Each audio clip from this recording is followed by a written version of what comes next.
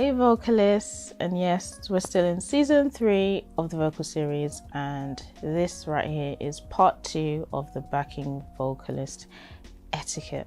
We've spoken about a few things before, about bringing water, making sure you're hydrated before you come, making sure that you have certain things in place, rehearsing as well beforehand, and making sure you've come prepped, you know the song, you know the lyrics, you know the arrangements beforehand. Here are just a few extra tips as well to help you stay professional, and so that they will bring you back on another job or bring you back for more future opportunities.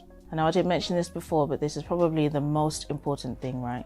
Come on time, right? Coming late doesn't send across a good signal. It doesn't send across that you're serious about what you're coming there to do.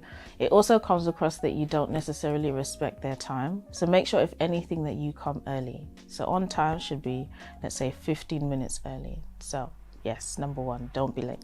Number 2, when it comes to arrangements, make sure you stick to them and, let's say, not deviate too much. I know you do get some BVs who like to riff and run a lot here and there, right? But make sure that your riffing and running isn't actually upstaging the lead vocalist. You have a part to play, and your part to play is behind to support them. And even if they are to give you a solo, for example, make sure that, yes, the solo isn't extended beyond the time that you've actually been given. In essence, you need to come across as your responsible person who knows their value, who knows their worth, and doesn't need to push boundaries or put themselves in other people's faces in order for people to recognize it.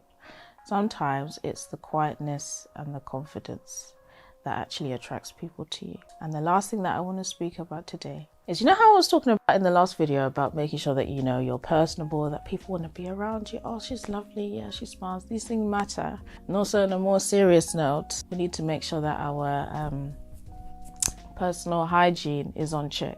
I know it's a bit wild if you feel like I'm saying these things, but honestly, some people do not understand, right? You need to smell nice, okay? You need to smell good. You need to be a person that people would want to be around. And I think it's something that, as a backing vocalist, you're always working around different people.